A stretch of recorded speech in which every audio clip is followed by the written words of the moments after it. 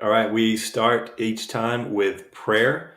So we are going to begin with praying, connecting with God about things he cares about. Here are some ideas for you to engage in prayer in a very simple way by yourself or with a group. You can simply finish a sentence. God, one thing I'm still trying to figure out about you is, and then just finish that sentence.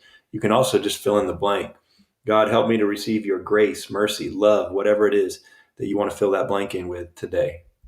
Another option is to ask God to produce the fruit of his spirit in you. That's love, joy, peace, patience, kindness, goodness, faithfulness, gentleness, self-control. So select one of those to focus on. Now, all of these are very simple ways to just fill in the blank or end a sentence, but it can lead to very profound prayer or discussion or listening to God. You can also take any scripture or a verse of the Bible that you want to ask God about, recite to him, maybe help yourself get understanding from him, any of those options. So at this time, go ahead and pause the video and engage in prayer. The second thing we do is go. Pray and then go. And go is about doing good wherever you are. So you're probably watching this in a setting where you're not able to move to other places, like other locations. And so these are some ways that you can still serve where you are. You can simply send an encouraging text message to someone else, post a positive comment on social media, write an old-fashioned handwritten thank you note. You can even call someone to brag on them or to brag on someone else to them and lift up their day that way. You can do a chore for a family member or run an errand for somebody later in the day to help them out so they don't have to do it. You can come up with any of your own creative ideas of how you could serve somebody else. But go ahead and take a few minutes to do something kind for someone else right now. So pause the video and do that. Our third aspect or action is baptize. This is really about uniting with Jesus in new life. So if you have the opportunity, then by all means, go ahead and baptize someone. We believe anybody can baptize anyone else. But if you do not have that opportunity today, then you can just simply share how God is impacting your life right now or something that you're learning about God right now. People can share that story. If you want to write it down on your own, you can do that as well. Another option you have if you want to check something out together and listen to somebody else's stories is to go to a site called I Am Second and find the films that are there and pick one and watch it together and then discuss it. So go ahead, pause the video.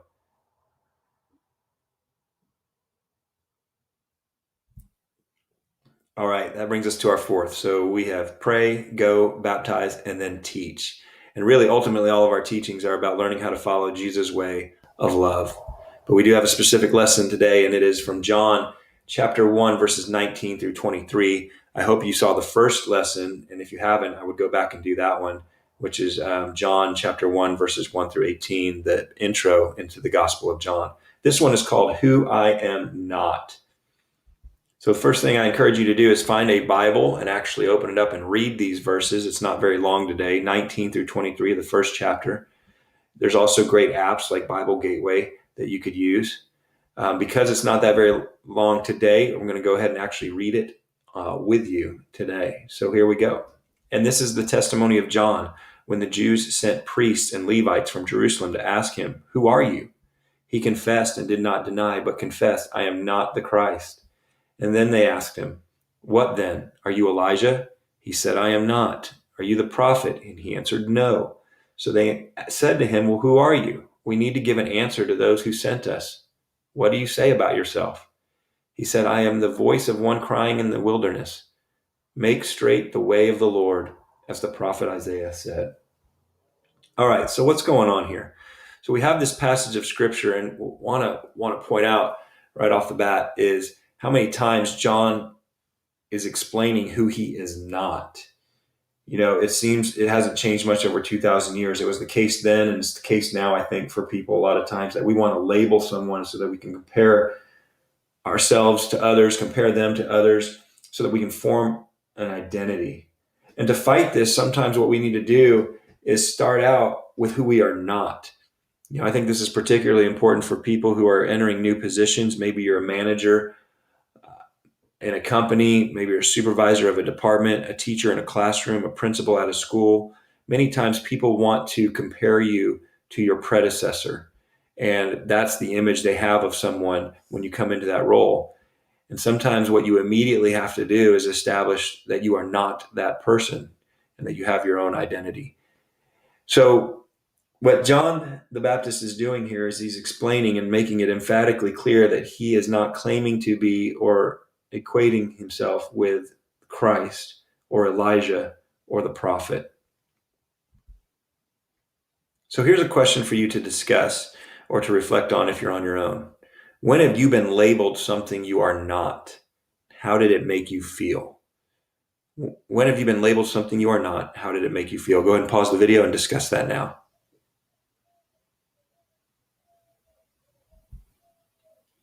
Here's another discussion question for you.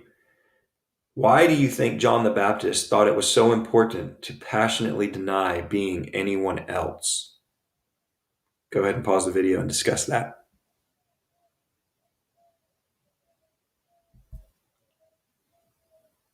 All right, so let's take another look at this passage and pull out another piece of this. So he established who he was not. And so in verse 22, they said to him, well, who are you? We need to give an answer to those who sent us. Basically, in our day, it would mean that they still want their soundbite. You know, they still want a simple answer to who John is so that they can tell their Jewish leaders. They want to know what box to put him in, basically, how to categorize him. Don't we all kind of do this to some extent? So here's the question for you to think about and reflect on here and discuss. What are examples of boxes we try to fit people in today? Why do you think we are so obsessed with trying to put each person in a category? Go ahead and discuss that.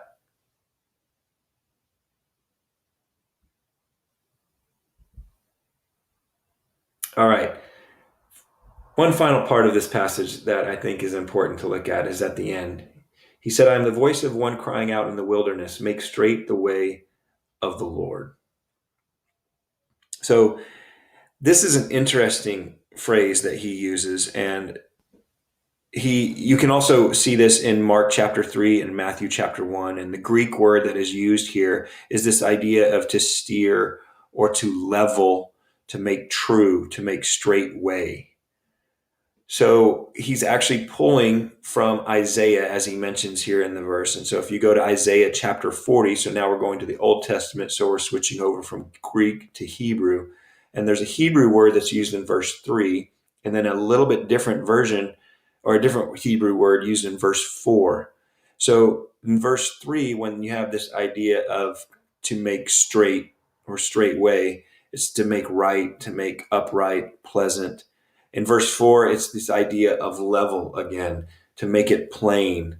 It's associated with justice and equity and uprightness. And so my take on this is that you have this idea of to make straight the way of the Lord is to level the playing field so that people can go straight to God without barriers or hindrances in the way. You're actually leveling the obstacles that are in the way to make a straight path to God. So here's a discussion question for you. What are your thoughts on the idea that John is saying he's going to make the path to Jesus straight by leveling the playing field? Go ahead and discuss that.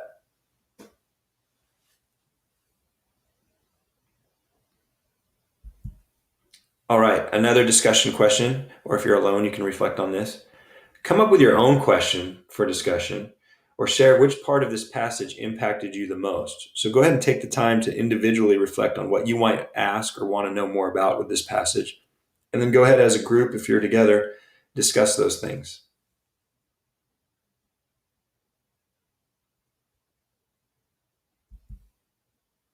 All right. So we've come to the end of this lesson. Hopefully you had some rich discussion and learned something from each other. This is the time for the bye-bye blessing. This is the time to share something that someone else said or did that impacted you during this time. Go ahead and let them know about that. And by sharing the way they bless you, you can in turn bless them. And then I hope you have a great day. Act with grace. Simplify faith.